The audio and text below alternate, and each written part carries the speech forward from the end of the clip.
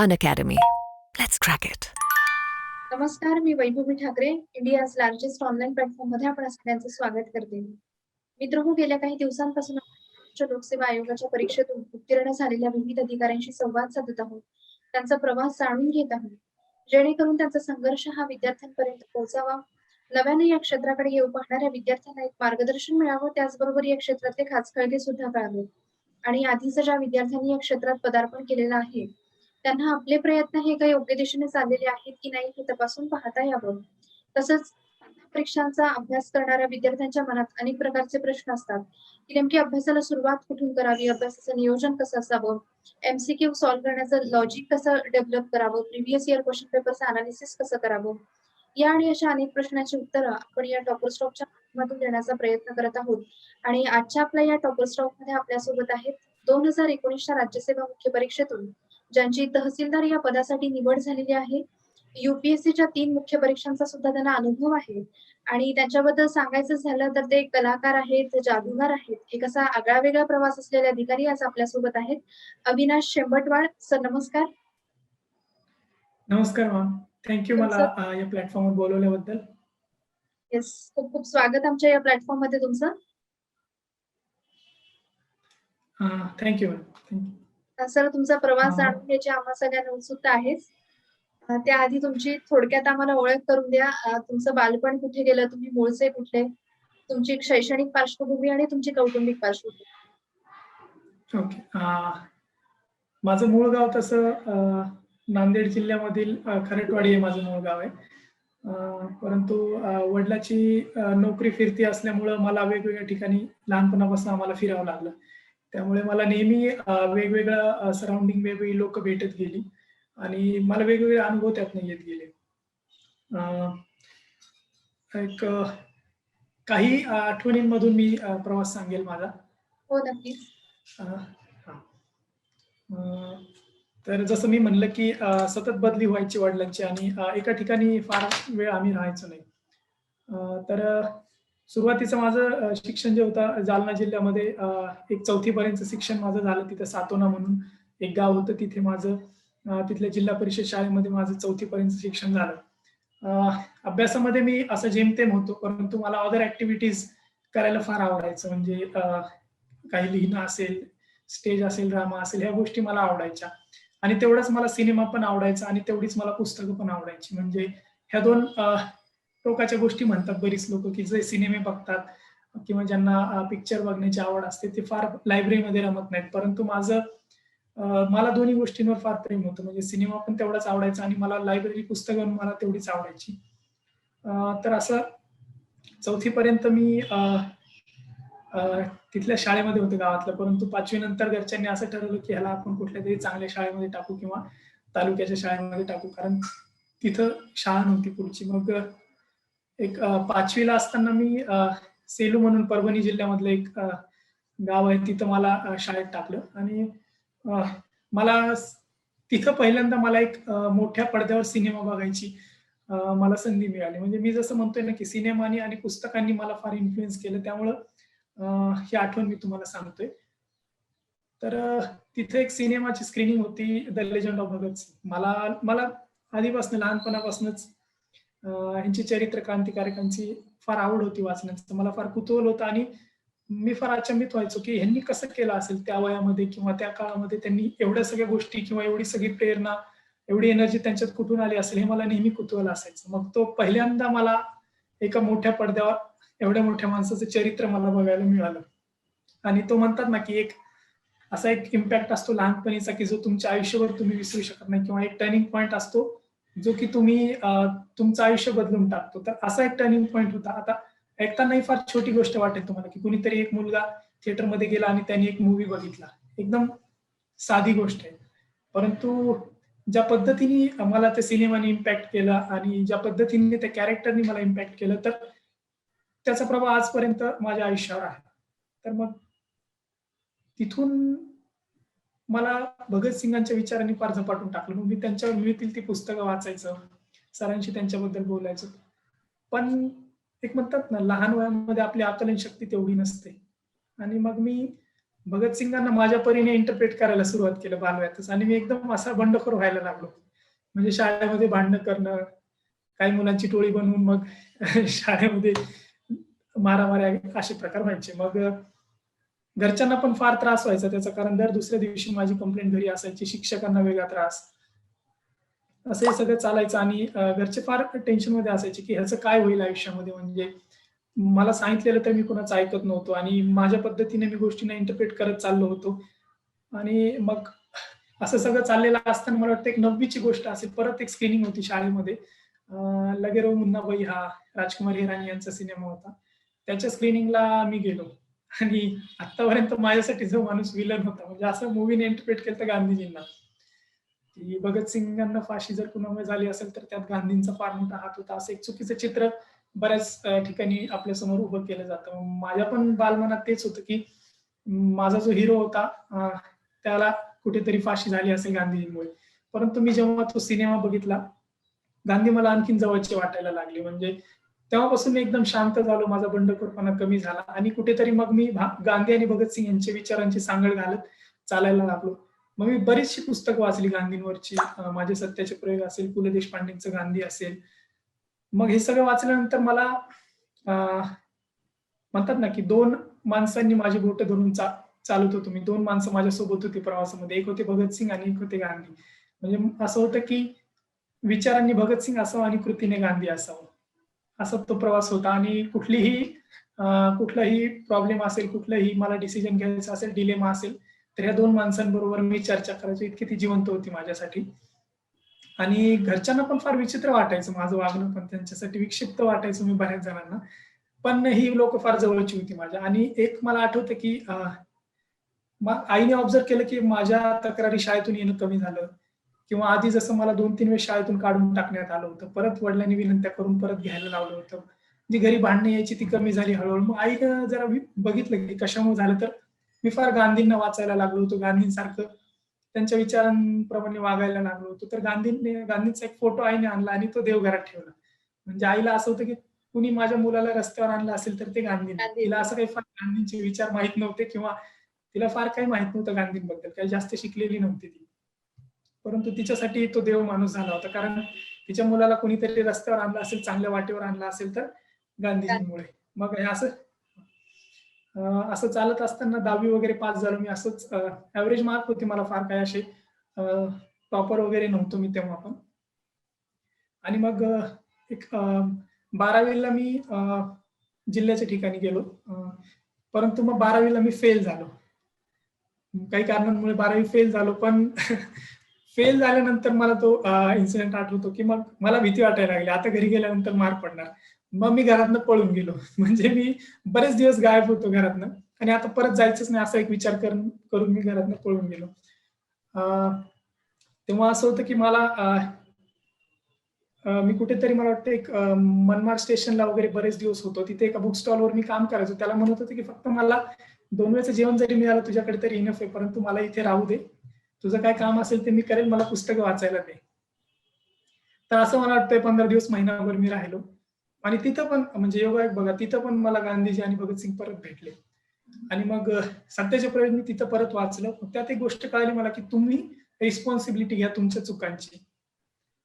म्हणजे तुम्ही एखाद्या गोष्टीला घाबरून पळत असाल, त्या गोष्टीला फेस करा. म्हणजे तुमच्या ज्या भीती आहेत त्यांना तुम्ही फेस केलं. एक म्हणतात ना, की कॉन्फिडन्स माणसाला कुठे येतो, जगण्यातला असेल किंवा आयुष्यात काही करण्याचा कॉन्फिडन्स असेल, जेव्हा तुम्ही तुमच्या चुका मान्य करता, त्याची जबाबदारी घेता आणि त्यासाठी जी काही शिक्षा तुम्हाला मिळेल ती पण भोगायला तयार असता. मग असं असताना मी परत घरी आलो. पण मला घरी कोणी काही म्हणलंच नाही. म्हणजे घरचं वातावरण वेगळंच होतं. मी गेल्यानंतर पूर्ण जत्रा लागली होती घरी, की सगळे नातेवाईक, सगळे मित्र, गावातली लोक सगळी येऊन बसली होती. मग त्यांना असं मलाच ते फार विचित्र वाटलं, की म्हणजे आपल्यामुळे एवढ्या लोकांना त्रास झाला. मग तेव्हापासून एक ठरवलं, की चुकांची आपली रिस्पॉन्सिबिलिटी आपण घ्यायची आणि जे काही असेल तुमची फिअर जी असेल तिला फेस करायचं. मग तिथून परत मी 12वी केली. 12वी पास झालो आणि मग परत मुंबईला ऍडमिशन घेतलं मी ग्रॅज्युएशनसाठी. आणि मुंबई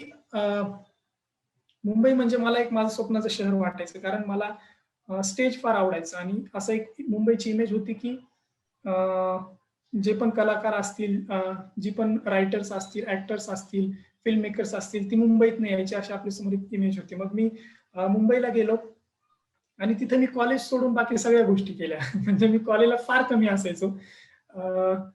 तर मी ज्या एरियामध्ये राहत होतो, माझं कॉलेज होते माटुंग्यामध्ये आणि तिथेच एक मागच्या साईडला एक स्लम एरिया होता वडाळ्याचा. तिथं मला बरीचशी अशी मंडळी मिळाली. म्हणजे बरीच कलाकार मुलं होती, काही डान्सर्स होती, काही रायटर्स होती, थिएटर करायची काही मुलं रॅपर्स होती. मग अशा मुलांना घेऊन आम्ही ग्रुप तयार केला आणि मग त्यामध्ये असं ड्रामा लिहिणं असेल किंवा नवीन कोरिओग्राफी करणं असेल किंवा मॅजिक मी तिथंच शिकलो. जादूचा असा माझा फार काही संबंध नव्हता, परंतु आमच्या ग्रुपमध्ये काही मुलं होती की त्यांना पण फार उत्सुकता होती याबद्दल. मग आम्ही स्वतः मिळूनच शिकलो. असं कोणी आम्हाला टीचर नव्हता की.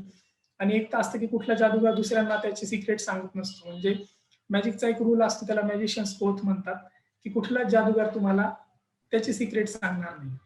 म्हणजे ते सिक्रेट सांगितल्यानंतर त्याच्याकडे शून्य राहतं असं एक म्हणतात जादूगारांच्या सर्कलमध्ये. त्यामुळे कुणी सिक्रेट सांगत नसतं, तुम्हाला त्याचा शोध घ्यावा लागतो. मग मिळेल ती पुस्तकं असतील, शोज बघून असेल, आम्ही इंटरप्रेट करायचो की ट्रिक्स कशा होत असतील आणि कसं आम्ही करायला पाहिजे. असं करत करत मग आम्ही आमच्या ट्रिक्स बनवायला लागलो आणि बऱ्यापैकी आमचा क्रू चांगला होता. म्हणजे बऱ्यापैकी चांगले आर्टिस्ट होते. मग हे असं सगळं चालत असताना कॉलेजकडे माझं काही फारसं लक्ष नव्हतं. म्हणजे फार दुर्लक्ष म्हणलं तरी चालेल. परंतु मला इथून जास्त आनंद मिळायचा. नवीन काहीतरी गोष्टी करतोय, नवीन काहीतरी क्रिएट करतोय, ह्या गोष्टीमधनं मला जास्त आनंद मिळायचा. पण एक असतं की आयुष्य असं चालत नसतं. माणसाला आयुष्यात काहीतरी करावं लागतं. एका पॉइंटला आपल्याला रिअलाइज होतं की काहीतरी कुठेतरी आपण थांबायला हवं आणि एक स्टॅबिलिटी आयुष्याला आली पाहिजे. असं असताना आमच्या एक होतं की ग्रुपमध्ये अशी बरीचशी मुलं होती की काहीतरी चेंज आला पाहिजे सोसायटीमध्ये, या विचारांची मुलं होती. मला पण ते नेहमी वाटायचं की तुम्ही जिथं जाल, ज्या एरियामध्ये तुम्ही असाल, जिथे कुठे तुम्ही काम करत असाल, तिथे तुमच्याकडनं काहीतरी चेंज आला पाहिजे, काहीतरी चांगलं काम झालं पाहिजे. मग आम्ही माटुंगा वडाळा एरियामध्ये एक नाईट स्कूल चालवायचो रात्रीचं. तिथे एक फाय गार्डन म्हणून आहे. तिथे तिथल्या कट्ट्यांवर आमची नाईट स्कूल चालायची. जसा वेळ मिळेल तसा आम्ही मुलांना शिकवायचो स्लम्स मधल्या. आणि तिथं असं नव्हतं की फक्त आम्ही त्यांना म्हणजे जास्त ना की पुस्तकी ज्ञानच शिकवणार, आम्ही त्यांना स्किल्स पण शिकवायचो. आमच्याकडे जी स्किल्स होती, आम्ही जे शिकलो ते आम्ही त्यांना शिकवायचो. डान्सर्स असतील ती त्यांना डान्स शिकवत होती. मी एक मॅजिशियन होतो, मी त्यांना मॅजिक ट्रिक शिकवायचो. म्हणजे उद्या ते जेव्हा ह्या जगामध्ये जातील तेव्हा त्यांच्याकडे काहीतरी स्किल्स असतील त्यांचा उदरनिर्वाह करण्यासाठी. मग हे असं सगळं चालत असताना एका पॉइंटला मला कुठेतरी वाटायला लागलं की आपण ह्यातच अडकून राहणार, म्हणजे आपलं आयुष्य इथंच संपणार असं मला वाटायला लागलं. एक काहीतरी आपण मोठं काहीतरी करायला पाहिजे असं मला नेहमी वाटत होतं. मग मला एक गोष्ट खुणवत होती की पुण्यामध्ये फिल्म अँड टेलिव्हिजन इन्स्टिट्यूट नावाची एक संस्था होती. तिथे मला माझं आधीपासून स्वप्न होतं, पण तिथे असं असतं ना की फार लिमिटेड सीट्स असतात, फार मोठी कॉम्पिटिशन असते तिथल्या याच्यासाठी. पण ठीक आहे म्हणलं, आपण ह्याला एक ट्राय देऊ. मग मुंबई सोडायचं असेल तर, आणि मुंबईमधनं मी विशेष काय घेऊन गेलो नव्हतं. म्हणजे मला कॉलेजमधनं एक्सपेल केलं होतं आणि प्रचंड ट्रबल लाईफ होती. तेव्हा माझ्याकडे इन्कमचा काही सोर्स नसायचा आणि राहण्याचं पण आमचं ठिकाण नसायचं. म्हणजे कधी कुठल्या मित्राकडे, कधी कुठल्या मित्राकडे, कधी कुठेच राहायला मिळालं नाही तर आम्ही बस स्टॉप, लोकल स्टेशन हे आमचे स्पॉट असायचे राहण्याचे. परंतु तेव्हा त्याचं काही वाटत नव्हतं. मी मॅजिशियन म्हणून काम करायचो, असं नव्हतं हे काम नेहमी मिळायचं, कारण हा फार नवीन होता लोकांसाठी. क्लोजअप मॅजिक हा प्रकार फार नवीन होता आणि तो फार काही लोक एक्नॉलेज पण करायचे नाही. मग कधी कधी आम्ही रस्त्यावर पण परफॉर्म करायचो, जेव्हा अशी वेळ यायची की क्रू मधली मुलं पण फार काही काम करत नसायची. मग त्यांचा पण उदरनिर्वाहाचा प्रश्न असायचा. मग कधी कधी आम्ही बँड स्टँड असेल, ताज हॉटेलच्या तिथली जागा असेल, गेटवे ऑफ इंडिया असेल, ह्या ठिकाणी आम्ही परफॉर्म करायचो. आणि आम्हाला एक होतं त्यावेळेस की असं कमीपणाचं काम वाटत नव्हतं आम्हाला. प्रत्येक गोष्ट म्हणतात ना, एक वेगळी एनर्जी होती आमच्यामध्ये तेव्हा की चला आपण काहीतरी परफॉर्म करतोय, आपण काहीतरी क्रिएट करतोय, ही फार मोठी गोष्ट होती आमच्यासाठी. त्यामुळं आता जसं भीती असते ना मनात की ह्या चौकामध्ये बसून मी कसं काहीतरी करू शकतो, तशी भीती तेव्हा नव्हती. म्हणजे ते म्हणतात ना की तरुण वयामध्ये ते एक असतं की तुम्ही काही पण करू शकता आणि तुमच्या कल्पकतेला बाउंड्रीज नसतात तेव्हा. तर तशी काहीशी गोष्ट होती. मग आम्ही हे सगळं करत असताना तो स्लम एरिया, ती मुलं मी फार जवळून बघितले, त्यांचे प्रॉब्लेम्स मी फार जवळून बघितले. म्हणजे कसं असायचं की तिथं लाईफची पण गॅरंटी नसायची. मी माझ्या म्हणजे समोर कितीतरी चोऱ्या असतील, खून असे बघितलेत. माझी कित्येक मित्र मी गमावली त्या ह्याच्यामध्ये. आणि त्यांना कसं असायचं की ऑप्शन नसायचं सेकंड दुसरं काही. म्हणजे कुणीतरी लोकल ट्रेनमध्ये पॉकेट मारतोय, कारण त्याला ऑप्शन नाही. त्याला जगण्यासाठी तो संघर्ष करावाच लागेल, किंबहुना त्याच्याकडे स्किल्स नाहीयेत काहीतरी उदरनिर्वाहाचं काम करण्यासाठी. आणि मुंबई तुम्हाला माहिती आहे, की दररोज हजारो लाखो लोक तिथे येत आहेत आणि त्या ह्याच्यामधून तुम्हाला काहीतरी काम मिळणं उदरनिर्वाहासाठी हे पण फार अवघड असतं. मग ती मुलं मिळेल ते काम करायची. मग त्यासाठी त्यांना बऱ्याच वेळेस अशी कामं करावी लागायची.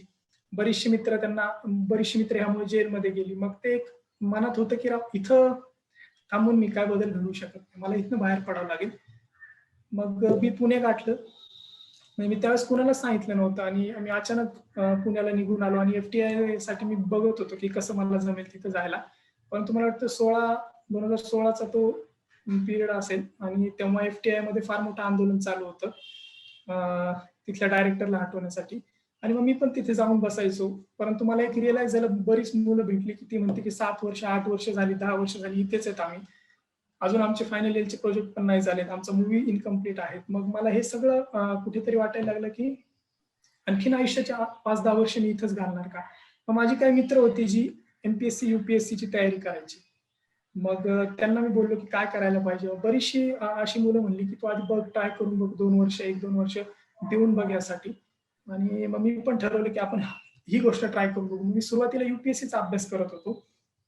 मी 2 अटेम्प्ट UPSCचे दिले, परंतु मेन्सला अडकायचो. मी माझं म्हणतात ना की एक थोडा भगतसिंग माझ्या उत्तरांमधनं डोकवायचा, ते कदाचित एक्झामिनरला ते विचार पटत नसतील आणि मी ते बदलण्याचा प्रयत्न केला. पण म्हणतात ना की बेसिक माणसाचे विचार असतात ते कुठेतरी त्या उत्तराच्या मागे त्याला दिसतात. तर तो माझ्यासाठी एक हे होता. मग मी म्हणलं की मग एक 19ची MPSCची प्रिलिम्स म्हणजे MPSCचे फॉर्म तेव्हा होते. माझा एक मित्र म्हणला की यावेळेस सीट्स चांगल्या आहेत, तू फॉर्म भरून बघ. मग फॉर्म मी भरला, प्रिलिम्स दिली UPSCच्या अभ्यासावरच आणि प्रिलिम्सला चांगला स्कोर होता तेव्हा. मग असं ठरवलं की त्या वर्षीची UPSC स्किप करायची आणि आपण फुल टाइम मग 3-3.5 महिने MPSC ला देऊ. आणि मग त्यावेळेस मी 3-3.5 महिने फुल फ्लेज MPSC केलं. आणि माझा अप्रोच असा होता की मी रिव्हर्स इंजिनिअरिंगनी स्टडी केला. म्हणजे मी सुरुवातीला क्वेश्चन पेपर सॉल्व्ह केले, सिलेबस रीड केला आणि नंतर मी रेफरन्स बुक्स वाचली. म्हणजे मी असं नाही गेलो की आधी रेफरन्स बुक वाचून नंतर क्वेश्चन पेपर सॉल्व्ह केली. आणि ऑब्जेक्टिव्हिटी असल्यामुळे प्रेडिक्टिबिलिटी होती उत्तरांमध्ये, पॅटर्न्स मला मिळत गेले उत्तरांचे. आणि एक असतं ना की आम्ही जे मॅजिक मध्ये मेंटलिझम असतं किंवा सायकोलॉजीचा एक पार्ट असतो की लोक कसे विचार करतात किंवा एक्झाम सेट करणारा जो एक्झामिनर असतो तो कसा विचार करेल, तो कसा अडकवेल तुम्हाला उत्तरांमध्ये. तर हे पॅटर्न्स मला मिळत गेले आणि ते मला फार सोपं वाटायला लागलं. मग अभ्यासापेक्षा पण एक असतं ना की अनालिसिसनी तुम्हाला जे क्वेश्चन सुटतात ते कधी कधी अभ्यासाने पण सुटत नाहीत. मग ह्या सगळ्या अशा माझे जे स्किल्स होते ते पण मी ह्या एक्झाम मध्ये वापरले आणि ती एक्झाम मग क्लिअर झाली. मग त्यानंतर मग बऱ्याचशा गोष्टी बदलल्या. म्हणजे पोस्ट मिळाल्यानंतर बऱ्याचशा गोष्टी बदलल्या. आणि एक म्हणतात ना की एवढे दिवस लोकांसाठी मी, म्हणजे जो मुलगा एवढा बंड होता, मला फार, म्हणजे मी 3-4 वर्ष घरी गेलो नव्हतो. म्हणजे मी दिवाळी कधीच घरी केली नाही. मी 16 पासून आल्यानंतर मी पोस्ट मिळाल्यानंतर घरी गेलो होतो. आणि समारंभ असतील, बाकी सगळ्या गोष्टी असतील, नातेवाईक पण मला फारसं काही विचारायचे नाही. कारण त्यांना माहित होतं की एक बंड वाया गेलेला मुलगा आहे, तो काय फारसं आयुष्यात करणार नाही. आणि मला पण असं काहीही नव्हतं. मी पण ठरवलं होतं की जेव्हा कधी घरी जाईल मी, ह्या 2-3 वर्ष, किती वर्ष मला लागली चालतील, पण मी काहीतरी घेऊन जाईल. म्हणजे निदान आयुष्यामध्ये त्यांना एक तरी सुख, एक असतं ना की एक तरी चांगली गोष्ट माझ्याकडनं त्यांना देण्याचा मी प्रयत्न करत होतो. आणि मला वाटतं कुठेतरी आपण असतं ना की आपल्या सगळ्यात जवळची गोष्ट आपण जेव्हा सॅक्रिफाईस करतो कुठल्या गोलसाठी, तेव्हा एक आपल्याला वेगळीच एनर्जी मिळते. आणि तो एक माझ्यासाठी पुश फॅक्टर पण होता की घरी जायचं नाही जोपर्यंत काही होत नाही आपलं. आणि मी लिटरली रिझल्ट लागल्यानंतरच घरी गेलो होतो. असा एक थोडक्यात माझा प्रवास होता. एक विस्तृतपणे तुमचा प्रवास तुम्ही आमच्यासोबत शेअर केलेला आहे. म्हणजे अगदी माझ्या डोळ्यासमोर सुद्धा ते संपूर्ण तुमच्या प्रवासाचं चित्र आता उभं राहिलंय. सर, तुम्ही जसं म्हणालात की म्हणजे हे थोडंसं एक विभिन्न क्षेत्र आहे. एक कलाकाराचं लाईफ आणि त्याचं रुटीन हे थोडंसं वेगळं असतं. आणि एका विद्यार्थ्याचं जर रुटीन आपण बघितलं आणि त्यातल्या त्यात स्पर्धा परीक्षा करणाऱ्या विद्यार्थ्याचं रुटीन हे थोडंसं एक बांधलेलं रुटीन असतं. त्या रुटीनमध्ये कुठेतरी शिस्त असते, एक फोकस्ड आपल्याला असावं लागतं. फारसा जगाशी आपला संबंध नसतो. आणि एक कलाकार जर आपण बघितला, तर तो एक थोडासा सामाजिकरित्या, सांस्कृतिकरित्या एक ऍक्टिव्ह असणं गरजेचं असतं. तर मग हा बदल तुम्ही कसा स्वीकारला? मग त्यात बऱ्याच गोष्टी येतात, की तासनतास अभ्यासाला बसणं असेल किंवा एक ते फोकस ठेवून अभ्यास करणं असेल, तर ह्या बदलाला तुम्ही कसं सामोरं गेलात?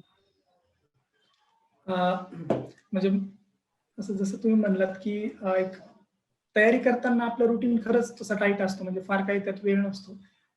परंतु माझं फार फ्लेक्झिबल असायचं, म्हणजे मी बऱ्याचशा गोष्टी सोबत पण करत होतो. हे करत असताना पण मला सामाजिक चळवळीमध्ये काम करायला आवडतं, म्हणजे जिथनं कुठनं बदल घडत असेल समाजात तिथे मला कॉन्ट्रिब्युशन द्यायला आवडतं. मग अशा ठिकाणी मी बऱ्याचशा एनजीओ बरोबर काम करायचो. मी अंधश्रद्धा निर्मूलनासाठी काम करत होतो. ह्या याच्यामध्ये मी स्ट्रे डॉग साठी पण काम करत होतो. तर मला बऱ्याच वेळेस म्हणतात ना, की थोडं डिले होण्याचं कारण हे पण म्हणू शकतो मी, की माझा फोकस बाकी गोष्टींवर पण असायचा. कधी-कधी असं व्हायचं, की एन एक्झाम आलेली असायची आणि कुठलं तरी काम यायचं असं, किंवा मग चळवळीमध्ये काम करताना कुठली तरी एखादी 4-5 दिवसाचं काम असेल, तर तो पूर्ण खंड पडायचा अभ्यासामध्ये. परंतु ही गोष्ट मी त्या 3 महिने, 3.5 महिन्याच्या पिरियडमध्ये टाळली. म्हणजे मला पण ते रिअलाईज व्हायचं. आता मला एक असतं, की मी मॅजिशियन असल्यामुळे मला माहिती आहे, की बुवाबाजी वगैरे कशी होते, किंवा मग साध्या-साध्या ट्रिक्स कसे करतात बुवा आणि त्याला चमत्कार आपण म्हणतो. तर मग त्या गोष्टींवर पण मी काम करायचो. कधी-कधी कुठल्या शाळेमध्ये जाऊन ती प्रात्यक्षिक दाखवणं असेल, विज्ञान दिवस असताना ती विद्यार्थ्यांना सगळ्या गोष्टी करून दाखवणं, त्यामागचं विज्ञान दाखवणं. ह्या गोष्टी पण त्यामध्ये होत्या. परंतु माझ्यासाठी ह्या अभ्यासामधनं स्ट्रेस रिलीव्हर आपण ह्यांना म्हणू शकतो, किंवा तो मोनोटोनस नव्हता माझा रुटीन. मी ती प्रोसेस एन्जॉय करायचो, कारण मला नवीन नॉलेज पण मिळत होतं. आणि मला एक असं होतं, की असतं ना, की अभ्यासाच्या बाबतीत माझा ब्रेन फार काय असा त्यावर काही छापलेलं नव्हतं. म्हणजे कोऱ्या ब्रेनवर जेवढं काही छापलं ते सगळं डोक्यात बसायचं माझ्या. तो एक मला प्लस पॉइंट वाटतो, की बाकीची मुलं आधीच फार अभ्यास करून आली होती. मी फार काही अभ्यास केलेला नव्हता आयुष्यामध्ये. त्यामुळे जे पण केलं ते सरळ छापलं गेलं. आणि एक होतं ना, की कधीच अभ्यास केला नाही, अचानक एवढा अभ्यास केल्यावर मला कॉन्फिडन्स होतं, की यार एवढा अभ्यास मी पहिल्यांदाच केला, मग फेल कसं होईल मी? तो एक वेगळाच कॉन्फिडन्स होता. तर ह्या अशा सगळ्या गोष्टी होत्या आणि मी फार लाईटली घ्यायची गोष्टी. माझा एक असतं, की पॉझिटिव्ह अप्रोच असेल ना तुमच्या गोष्टींमध्ये, गोष्टी सोप्या होतात. जेव्हा तुम्ही सुरुवातीलाच प्रिलिम्सला जाताय, आधीच तुम्ही स्वतःला क्वेश्चन केलात, की माझं कसं होईल? ही माझी एक्झाम क्लिअर होईल का नाही? तिथे तुम्ही सेल्फ डाऊट घेतला ना, 10% चान्सेस तुमचे तिथेच कमी होणार. तर मी नेहमी एक्झामिनेशन हॉलमध्ये जाताना स्वतःला सांगायचो, की प्री तुझी निघणार आहे. मेन्सचा आपण बघू. मेन्सचा विचार करत करत मी मध्ये जायचो. आणि एक ह्यांचं एक बुक होतं, Joseph Murphy I think, the power of your subconscious mind. तुम्ही एक्झामच्या आदल्या रात्री स्वतःला इनपुट देत चला. तुझं क्लिअर होणार आहे, तुझा उद्याचा पेपर फार चांगला जाणार आहे. आणि हे एक असतं बरं का, तुम्ही आज आज रात्री जे स्वप्न बघितलं किंवा आज तुम्ही झोपताना जे इनपुट दिलं ते तुम्हाला स्वप्नात दिसेल आणि उद्याच्या कामावर त्याचा फरक पडेल. तर एक मेंटलिस्ट असल्यामुळे मला या गोष्टी कळायच्या, की तुम्ही ब्रेनला कसं ट्रेन केलं पाहिजे ह्या गोष्टींसाठी. त्यामुळं एक असतं ना, पॉझिटिव्ह अप्रोच असेल किंवा त्याला ओव्हर कॉन्फिडन्स म्हणता येणार नाही, पण एक कॉन्फिडन्स होता माझ्यात, की काहीतरी होईल, यातनं काहीतरी निघेल मला. आणि तो एक कॉन्फिडन्स मला ह्या एक्झामच्या प्रोसेसमध्ये फार कामाला आला. आणि आणखीन एक गोष्ट, की मी बऱ्याचशा गोष्टी करत होतो. ह्या याच्यामध्ये मला फिरण्याची फार आवड होती. मला सायकलिंग फार आवडायचं. मग कधी-कधी असं होतं, की अभ्यासाचा स्ट्रेस आला, की मी सायकल घेऊन निघायचो. 2-3 दिवस मी कुठेतरी सायकलिंगला असायचो. मलाही कळायचं नाही आणि माझ्याकडे नेहमी कार्ड्स असायचे. मग मला जी रस्त्यात लोकं भेटत गेली, मी त्यांना मॅजिक दाखवायचो. म्हणजे राहण्याची, जेवणाची सोय माझी होत चालायची. तर ते मला स्ट्रेस रिलीव्हर होता मला आणि त्यातनं मला अनुभव फार वेगवेगळे यायचे. परंतु एक पॉइंटला मला रिअलाईज झालं, की एवढ्या सगळ्या गोष्टी एकाच वेळी करणं आणि परत त्यातनं रिझल्ट काढणं हे थोडं अवघड होतं. मग 3-4 महिने मी आयसोलेट केलं होतं स्वतःला मेन्सच्या वेळेस. तर तो एक म्हणतो, की वॉर झोन होता, त्यामुळे त्यावेळेस मला स्वतःला आयसोलेट करणं भागच होतं. परंतु ही प्रोसेस मी एन्जॉय केली. अशी 3 वर्ष फार मी 10-12 तास लायब्ररीत बसत नव्हतो. मला जसं जमायचं 2 तास, 1.5 तास, 1 तास जरी जमलं, मध्ये मी ब्रेक घ्यायचो. काही लिहायचं असेल, काही वाचायचं असेल, अवांतर वाचन मी भरपूर करत होतो. त्यामुळं ही जर्नी मी फार एन्जॉय केली, ही सगळी प्रोसेस. सर, तुम्हाला युपीएससीचा सुद्धा अनुभव आहे आणि ज्यावेळी विद्यार्थी स्पर्धा परीक्षा करण्याचा निर्णय घेतात, तर त्यांच्यासमोर एक प्रश्न असतो, की म्हणजे मी युपीएससी करावं की एमपीएससी करावं की दोघं सायमल्टेनियसली करू शकतो. तर तुमच्या अनुभवातून तुम्ही या प्रश्नाला काय उत्तर द्याल? मला वाटतं, की जेव्हा आपले एफर्ट्स डिव्हाईड होतात 2 गोष्टींमधून कुठल्या पण, तेव्हा 100% रिझल्ट कुठूनच मिळत नाही आपल्याला. त्यामुळं ही एक्झाम मोठी आहे, ही छोटी आहे असं करण्यापेक्षा मला काय करायचंय, हा एक फोकस क्लिअर असला पाहिजे आणि एकच एक्झामची तयारी करावी असं मला वाटतं. म्हणजे मी जेव्हा युपीएससी स्किप करून एमपीएससी दिली, तेव्हा मी पूर्ण फोकस एमपीएससी वर केला आणि त्या फोकस असण्याचा आणि बाकी एक्झाम स्किप करण्याचा मला फायदा झाला. कारण कितीही म्हणलं तरी आपले एफर्ट्स डिवाइड होतात. माइंड तुमचा 2 गोष्टीवर ॲट अ टाईम काम करत असेल, तेव्हा रिझल्ट 100% येणार नाही. त्यामुळे मला वाटतं की विद्यार्थ्यांनी एक एक्झाम आपली फोकस असावी. म्हणतात ना, प्लॅन बी साठी काही एक्झाम आपण ठेवू शकतो. परंतु तेव्हा जेव्हा ती एक्झाम द्यायची असेल ना, तेव्हा फोकस त्याच्यावर असला पाहिजे. कुठल्याही एका एक्झामवर जर तुम्ही फोकस केलं, तर रिझल्ट लवकर येईल. सर सध्या मार्केटमध्ये या परीक्षांसाठी बरंच सारं मटेरियल अवेलेबल आहे. तर त्यातलं परीक्षेच्या दृष्टिकोनातून नेमकं महत्त्वाचं कसं, हे विद्यार्थ्यांनी कसं निवडावं? हां, तर मला एक वाटतं की मटेरियल आपण कुठलं रेफरन्स बुक वाचतो त्यावरनं आपली एक्झाम निघणार नाहीये. एक्झाममध्ये काय विचारतात या दृष्टिकोनातून आपण तयारी केली. कारण क्वेश्चन्स तुम्हाला कुठल्या रेफरन्स बुक मधले नसणार आहेत. तर एक असा असला पाहिजे आपला अप्रोच की कुठलीही एक्झाम डिमांड काय करते पहिल्यांदा आपण ते बघितलं पाहिजे. त्यामुळे सगळ्यात त्याचे बेसिक काय असेल तर सिलेबस आणि दुसरं म्हणजे क्वेश्चन पेपर. तर ह्या 2 गोष्टी नेहमी आपल्या जवळ असले पाहिजे. म्हणजे 3 मी बाजारातली 3 वेगवेगळी प्रकाशनाची पुस्तकं वाचतोय. त्यापेक्षा मागच्या 3 वर्षाचे, 4 वर्षाचे, 5 वर्षाचे क्वेश्चन पेपर मी किती वेळेस सोडवतोय, किती वेळेस त्याचं अॅनालिसिस करतोय आणि तुम्हाला ह्यात पॅटर्न सापडत जातील. एमपीएससी मध्ये तरी निदान तुम्हाला आन्सरचे पण पॅटर्न सापडत जातील. जसं एचआरडीचा पेपर असेल, त्यांना काय माहित ऑल ऑफ द अबोव्ह फार प्रेम आहे क्वेश्चन सेट करणाऱ्यांना. म्हणजे 90% क्वेश्चन मध्ये ऑल ऑफ द अबोव्ह असतं. मग अशा गोष्टी जर तुम्ही स्वतःच्या अॅनालिसिस मधनं आणि स्वतःच्याच तुम्ही ट्रिक्स जर डेव्हलप करत गेल्या, तर त्याचा तुम्हाला फार फायदा होतो. आणि मग मला याचा फायदा झाला. म्हणजे मी क्वेश्चन पेपरचं अॅनालिसिस फार करायचो. मी कधी-कधी काही-काही पेपरच्या वेळेस तर मी फक्त रात्री क्वेश्चन पेपर बघत चालायचो, जुनी क्वेश्चन पेपर आणि दुसऱ्या दिवशी पेपरला जायचो. त्यामुळे ह्या गोष्टींचा मला फायदा झाला. तर विद्यार्थ्यांनी पण खूप सारी रेफरन्स बुक वाचण्यापेक्षा, खूप सारं मटेरियल वाचण्यापेक्षा मी एक LMN रूल सांगेल मुलांना, की एल म्हणजे लिमिटेड रिसोर्सेस, एम म्हणजे मल्टिपल रिव्हिजन्स आणि एन म्हणजे नोट्स मेकिंग. ह्या 3 गोष्टी तुम्ही करा आणि जुनी क्वेश्चन पेपर आणि सिलेबस तुमच्या सोबत ठेवा आणि एक पॉझिटिव्ह अप्रोच ठेवा. ही एक्झाम फार सोपी आहे तशी. सर अभ्यास आता तुम्ही जसं म्हणालात तसं की अभ्यास तर समजा सगळेच विद्यार्थी करत असतात. पण परीक्षेत तुम्ही वाचलेल्यापैकीच काही विचारलं जाईल असं नसतं. तर काही गोष्टी हं. तुम्हाला आत्तापर्यंत तुम्ही जे वाचलेलं आहे, जे ज्ञान किंवा जी माहिती तुम्हाला मिळालेली आहे, त्याच्या आधारावर काही प्रश्न टॅकल करावे लागत असतात. तर मग नेमकं हे लॉजिक कसं डेव्हलप करावं एमसीक्यू सॉल्व्ह करण्याचं? हां, तर एक असतं की एक्झाममध्ये जाताना नेहमी आपण स्वतःला म्हणलं पाहिजे, की माझ्याकडे असलेली उत्तरं तिथं देण्यासाठी जात नाहीये. मी विचारलेल्या क्वेशन्स मधून आन्सर काढण्यासाठी जातो. बोला. हां. तर नेहमी आपला एक्झामला जाताना अप्रोच असा असला पाहिजे, की विचारलेल्या प्रश्नांमधून मी उत्तर शोधेल. माझ्याकडे असलेली उत्तर मी देण्यासाठी तिथे जाणार नाही.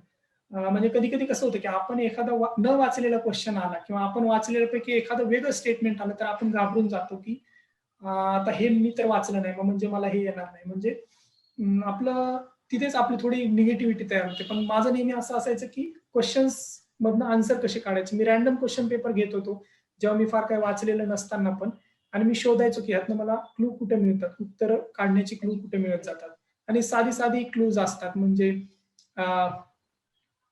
कुठलं एक स्टेटमेंट असेल, त्यामध्ये जर काही ॲब्सोल्यूट स्टेटमेंट असेल एखादं, की हेच आहे आणि ह्याच्या व्यतिरिक्त काहीच नाही, तर मोस्टली असे स्टेटमेंट रॉंग असतात. किंवा एखाद्या नवीन टेक्नॉलॉजीबद्दल एखादं स्टेटमेंट असेल, तुम्ही पकडा नॅनो टेक्नॉलॉजी असेल, त्यामध्ये एखादा रिसर्च चालू आहे बायोटेक्नॉलॉजीमध्ये. तर जनरलाइज स्टेटमेंट जेव्हा असतात, कारण हे एवढं फील्ड वास्ट आहे, की दररोज आता आर्टिफिशियल इंटेलिजन्सवर दररोज रिसर्च होतात. त्यामुळे तुम्ही असं नाही म्हणू शकत, की फक्त हाच रिसर्च किंवा एवढेच त्याचे यूज आहेत. त्याचा यूज दररोज नवीन शोध लागतो. त्यामुळे एक्झामिनर कधी पण सर्च करताना त्याची यूज सर्च करेल. असं नाही सर्च करणार, की आर्टिफिशियल इंटेलिजन्स कुठे यूज होत नाही. कुठे यूज होतो आणि ते ऑप्शन तो सेट करेल. आणि बाकी कॉमन सेन्सने तुम्हाला कळून जातं, की कुठे यूज आहे, कुठे नाही. त्यामुळे अशा गोष्टी मी करत होतो, की कॉमन सेन्स, एक लॉजिक आणि एक्झामिनरचा माइंडसेट, त्याची सायकॉलॉजी कशी असेल तुम्हाला अडकवण्याची आणि पेपर सेट करण्याची, ह्या गोष्टींचं मी अॅनालिसिस करत होतो आणि त्यातनं बरेच क्लू मला मिळत गेले. त्यामुळे मला वाटतं, की विद्यार्थ्यांनी क्वेश्चन पेपरमधून आन्सर शोधण्यासाठी तिथं जावं, की आपल्याकडचं आन्सर देण्यासाठी जावं. सर या संपूर्ण प्रोसिजरमध्ये तुम्ही टेक्नॉलॉजीचा काही वापर केला का? ऑनलाईन सोर्सेस अभ्यासासाठी वापरले का? आणि विद्यार्थ्यांनी ऑनलाईन सोर्सेसचा नेमका वापर कसा करावा? नक्कीच. म्हणजे मी कधी क्लासेस वगैरे केले नाही. मी कुठली टेस्ट सीरीज पण कधी केली नाही. एकतर फायनान्शियली तेवढा मी हे नव्हतो, की मला घरून मी अजिबात कुठले पैसे वगैरे मागत नव्हतो. आणि क्लासेसचे 1-1.5 लाख रुपये फीस भरणे आणि असं काही घरून पैसे मागणे इतपत तर माझी हिंमत नव्हती. कारण आधीच एवढे सगळे माझ्याकडनं हे झाले होते, तर परत आता घरच्यांना काही सांगायचं नाही, काहीतरी झाल्यानंतरच घरी जाऊ, असा एक माझा माइंडसेट असायचा तेव्हा.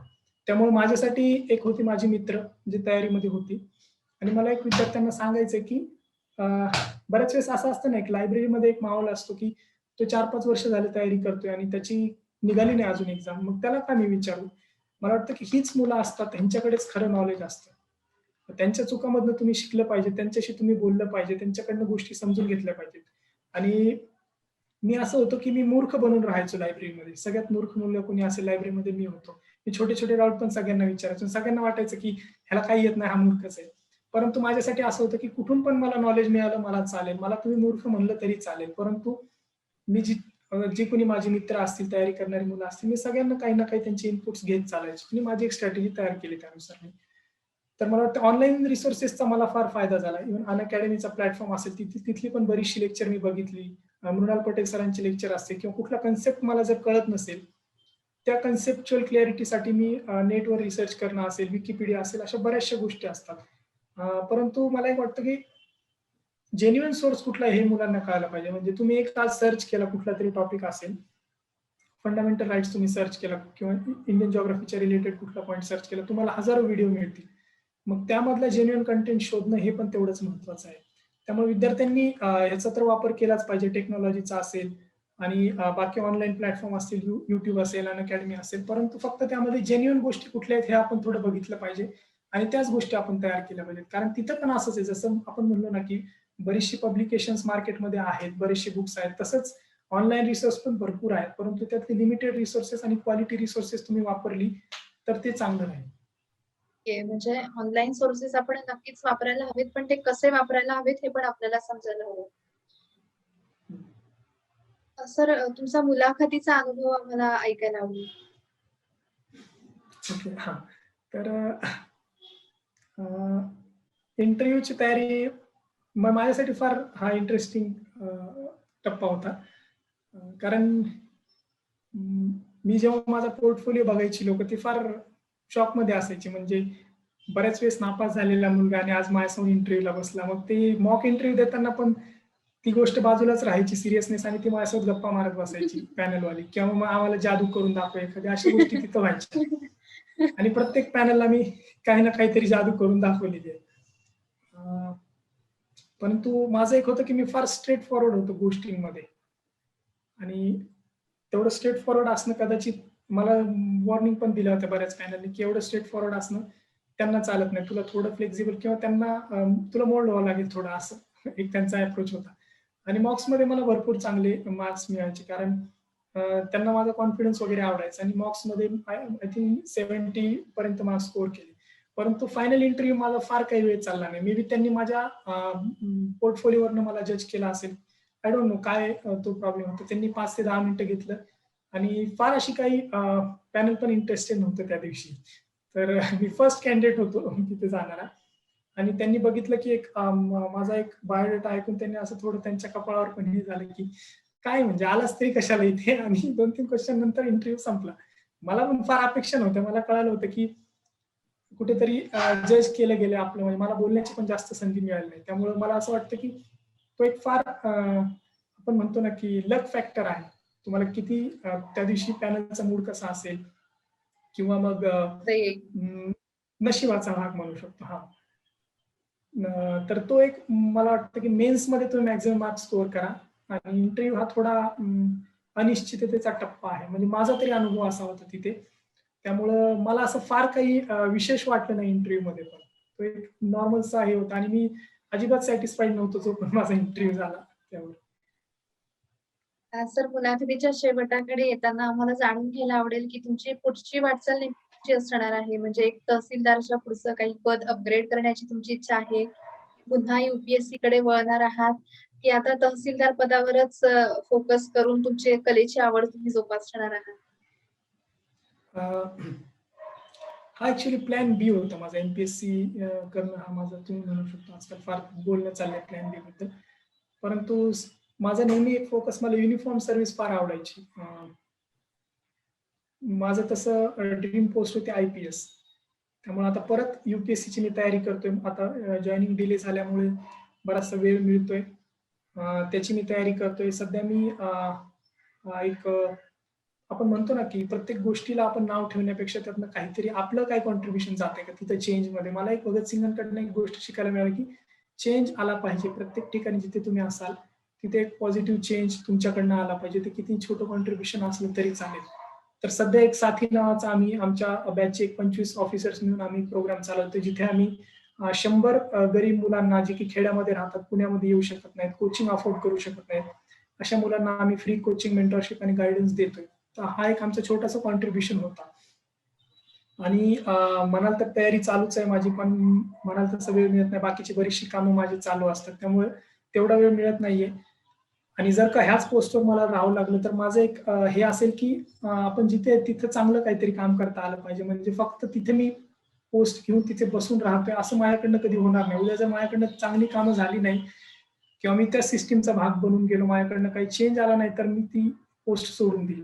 मला तिथे राहायला माझं मन किंवा माझं अंतर्मन तयार होणार नाही की मी तिथे बसून राहावं फक्त कुठली गव्हर्नमेंटची मला पेमेंट येते म्हणून. मला बऱ्याचशा आणखीन गोष्टी आहेत, मी काहीतरी करू शकतो. मला टीचिंग करायला आवडतं. मी स्लम्स मधल्या मुलांना मेन प्रवाहात कसं आणेल ह्याच्यावर मला काम करायचंय. तर तसं जर होत असेल, तिकडनं माझ्याकडनं चेंज येत नसेल, तिकडनं चांगली कामं होत नसतील, तर परत सामाजिक चळवळी आहेत, कलाक्षेत्र आहे, तिथनं काहीतरी बदल आपण घडवू शकतो. परंतु डेड वूड बनून तिथं बसून राहणं आणि एक सामान्य आयुष्य जगणं म्हणजे असतं ना, की ऊपर जाके भगत सिंग को जवाब देणं आहे. म्हणजे ज्या माणसाला तुम्ही आदर्श मानलं, उद्या त्याच्या डोळ्यात डोळे घालून मला म्हणता आलं पाहिजे, की तुझ्या आदर्शाचा 1% मी वागलो. म्हणजे 23 वर्ष 5 महिने आणि 26 दिवस या वयात भगतसिंगांनी जे केलं आपल्या आयुष्यामध्ये, आपण त्याचा एक अंश जरी झालो तरी मला वाटतं आपण कमवलं. त्यामुळं माझ्याकडनं ते होणार नाही कुठल्या तरी सिस्टीमचा भाग बनून राहणं किंवा एक डेडवूड बनून राहणं किंवा चांगली कामं आपल्याकडनं होत नाहीत तरी तिथं बसून राहणं. त्यामुळे मी काहीतरी चेंज आणण्याचा नक्की प्रयत्न करेन. सर, एक शेवटचा प्रश्न विचारते आणि आपण मुलाखतीचा समारोप करूया. नव्याने ज्या विद्यार्थी या स्पर्धा परीक्षांकडे येऊ पाहत आहेत, त्यांना हा निर्णय घेताना त्यांनी नेमका कोणकोणत्या गोष्टींचा विचार करावा, याबद्दल तुम्ही त्यांना काय सांगाल? हा, तर मला एक वाटतं की आपण पहिल्यांदा येताना एक सगळ्यात पहिला क्वेश्चन असला पाहिजे की मी का येतोय. मला कोणीतरी पुश करते मागून, माझे घरचे असतील, नातेवाईक असतील, असं कुणी मला पुश करते का माझा स्वतःचा निर्णय आहे. आणि बऱ्याच वेळेस असते की मला समाजासाठी काय करायचं, मला देशासाठी काय करायचं, हे एक उत्तर मिळतं येताना. तर अशी बरीच फील्ड आहेत जिथं तुम्ही देशासाठी आणि समाजासाठी भरपूर काही करू शकता. म्हणजे सामाजिक क्षेत्रांमध्ये काम करताना इथे तुम्हाला बाउंड्रीज आहेत as a civil servant, as a bureaucrat, परंतु बाहेरच्या क्षेत्रात विदाउट बाउंड्रीज तुम्ही काम करू शकता. त्यामुळे तुम्ही जेन्युअनली फक्त हा विचार करा, कारण बाकी बरीच फील्ड्स आहेत. आणि दुसरी गोष्ट म्हणजे एक असतं की बऱ्याच वेळेस अधिकाऱ्यांची भाषणं वगैरे ऐकून असं इन्स्पिरेशन घेऊन मोटिवेट होऊन मुलं येतात. तर बऱ्याच वेळेस ठीक आहे मोटिवेशन असावं माणसाच्या मध्ये, पण त्याची रिअलिटीची सांगड घालावी. कारण एखाद्या स्टेजवरून बोललेली गोष्ट ती 0.01% लोकांनी बोललेली असते. बाकी 99.99 लोक जी सिलेक्ट झालेली आहेत त्यांचे पण अनुभव तुम्ही ऐकले पाहिजे. त्यामुळं दिसतं तेवढं एवढं झगमगीत किंवा एवढं चमकदार हे जग नाहीये. तर भरपूर कॉम्पिटिशन आहे. दरवर्षी लाखो मुलं इथे येत आहेत, लाखो मुलं नैराश्यामध्ये जात आहेत. आता मध्यंतरी कोविडच्या काळामध्ये आम्ही एक विद्यार्थ्यांसाठी हेल्पलाईन सुरू केली होती, की ज्या मुलांना नैराश्य येते, डिप्रेशन येते, त्यांना आम्ही काउन्सिलिंग देण्याचा प्रयत्न करत होतो. तर त्या पिरियडमध्ये पण कळालं की वे आउटच उरला नाहीये मुलांकडे. म्हणजे इथं अडकून राहिल्यासारखं झालं. इथून बाहेर जायचं किंवा करायचं काय, स्किल सेट काय उरला नाहीये आणि बाहेर कुठल्या तोंडाने जाणार. म्हणजे समाज काय म्हणेल त्यांचे टोमणे ऐकण्याची भीती ती वेगळी. मग ह्यातनं आत्महत्येसारखे प्रकार घडतात, त्यासाठी मुलं प्रवृत्त होतात. त्यामुळे सुरुवातीला जर ह्याचं सगळ्यांचं गणित मांडून आपण आलो ना, की मला किती वर्ष इथं द्यायचे, माझा प्लॅन काय असला पाहिजे, कुठली एक्झाम करायची, ती झाली नाही तर सेकंड ऑप्शन काय असलं पाहिजे माझ्याकडे, ह्या सगळ्यांची गणित बांधून इथं या. असं वाटेल लोकांना की इथं येऊच नका असं म्हणत नाही. मी तर म्हणतो इथं या, एकदा तुम्ही MPSC UPSC ची तयारी करून बघा. कारण मला वाटतं की एक जो जेन्युअनली तयारी करणारा मुलगा असतो ना, MPSC UPSC एक चालतं फिरतं विद्यापीठ असतो. म्हणजे हिस्ट्री, जिओग्राफी, पॉलिटी, इकॉनॉमी सगळ्या गोष्टींचं त्याला नॉलेज असतं. कुठला एक पॉलिटिशियन आणा, कुठला एक नेता आणा, लीडर आणा, त्यांना जेवढं नॉलेज नसेल तेवढं या मुलांना असतं. फक्त ही स्किल्स, हे नॉलेज वाया गेलं नाही पाहिजे असं कुठला तरी प्लॅन घेऊन या. आणि जेव्हा तुम्ही जेन्युअनली अभ्यास करता तर तुम्ही क्लिअर करणारच आहात. फक्त रियालिटी आणि तुमचं जे असेल की कॉन्फिडन्स असेल, मोटिवेशन असेल, इन्स्पिरेशन ह्याची सांगड घाला आणि नंतर इथे या. त्यामुळं गोष्टी सोप्या होतील आणि येताना तुमच्याकडे कॉन्फिडन्स असेल की इथनं बाहेर गेल्यानंतर पण मी काहीतरी करू शकतो. त्यामुळे ह्या सगळ्या गोष्टींची तुम्ही एक मांडणी करा, एक तुमचा प्लॅन बनवा आणि मग इकडे या, असं मला वाटतं.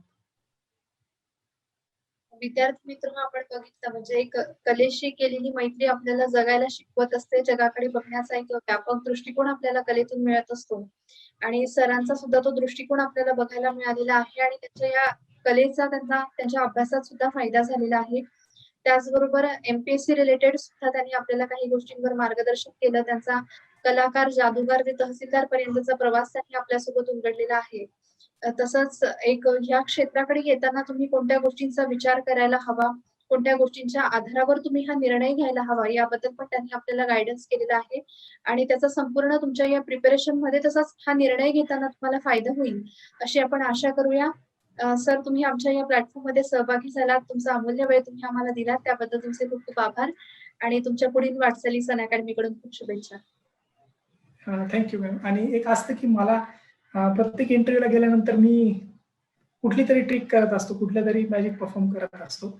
मला आपण जसं सायकोलॉजी बद्दल बोललो, माइंड बद्दल बोललो, आपण त्याच्या रिलेटेड काहीतरी करूया. आणि कसं असतं की चालेल, बऱ्याच नक्कीच. दिवसांपासून प्रॅक्टिस नाही माझी आणि कसं असतं की ते नॉलेजला पण पॉलिश करावं लागतं. जर आपलं हे सक्सेसफुल झालं नाही तर आपण हे कट करूया. ठीक आहे. Okay, okay. म्हणजे कसं असतं की इन पर्सन हे खूप चांगलं होतं. जेव्हा तुम्ही समोर असतात तेव्हा तुमचे हावभाव, तुम्ही समोर असताना गोष्ट वेगळी असते, परंतु झूमवर थोडं डिफिकल्ट आहे, पण विल ट्राय. आपण ट्राय करू. शुअर. ओके. हा. तर प्लेइंग कार्ड्स तुम्हाला माहिती आहेत. येस. 52 कार्ड असतात. 52 कार्ड मध्ये तुम्हाला आवडणार कुठलं पण एक card, think of a card in your mind. कुठलं पण एक card. Don't make it obvious, like king आणि क्वीन असं ऑब्वियस नको. डिफिकल्ट करा थोडं. नंबर्स वगैरे असतील म्हणजे आणखी डिफिकल्ट होईल. आहे तुमच्या माइंड मध्ये एक कार्ड? ओके. आता आपण झूम मीटिंगवर आहोत, आपल्यामध्ये फार डिस्टन्स आहे, फिजिकल डिस्टन्स आपण म्हणू, परंतु तरी पण मी तुमच्या माइंडमध्ये कुठलं कार्ड आहे याचा एक गेस, आपली जी काही इंटरॅक्शन झाली फोनवर असेल तेव्हा तुम्ही ऍज अ पर्सन कुठलं काय थिंक करू शकता ह्याचे एक गेस माझ्याकडे आहे ह्या बॉक्समध्ये. ठीक आहे. तर मला पहिल्यांदा तुमच्या कार्डचं नाव सांगा. मी असं पकडतो मी काही चीट करणार नाही. सो माझे दोन्ही पण हात ब्लँक आहेत. तुम्ही पहिल्यांदा तुमच्या कार्डचं नाव सांगा मला. मी नाव सांगायचं त्या कार्डचं? हा. रिव्हील करू ना? येस रिव्हील करा, कारण माझा गेस ह्याच्यामध्ये आहे. सो माझा गेस जर तुम्ही सांगू शकता नाव. इस्पिकचा एक का? इस्पिकचा एक एक का? का? ओके. हा. तर कसं होतं, 52 कार्ड पैकी एक कार्ड, सिंगल कार्ड मी फेस डाऊन ठेवले. ठीक आहे. तर मी थोडं खाली घेतो स्क्रीन, कारण हे दिसणार नाही. हो हो. ओके. इस्पिकचा एक करेक्ट. तर कसं असतं की प्लेइंग कार्ड मध्ये 52 कार्ड असतात आणि प्रोबॅबिलिटी असते कुठल्याही कार्ड तुम्ही चूज केलं ते बरोबर येण्याची प्रोबॅबिलिटी असते 1/52. ठीक आहे. तर आपण काय करू, आता मी काय करतो, हा आहे जोकर. विल इलिमिनेट दिस. आपल्याला जोकर नको आहे ह्यातनं. ठीक आहे. ओके. Watch closely. सगळी कार्ड फेस डाऊन आहेत.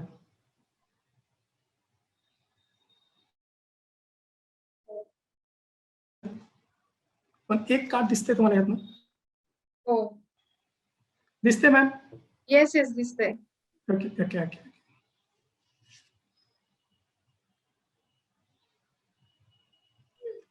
सो हा माझा गेस होता.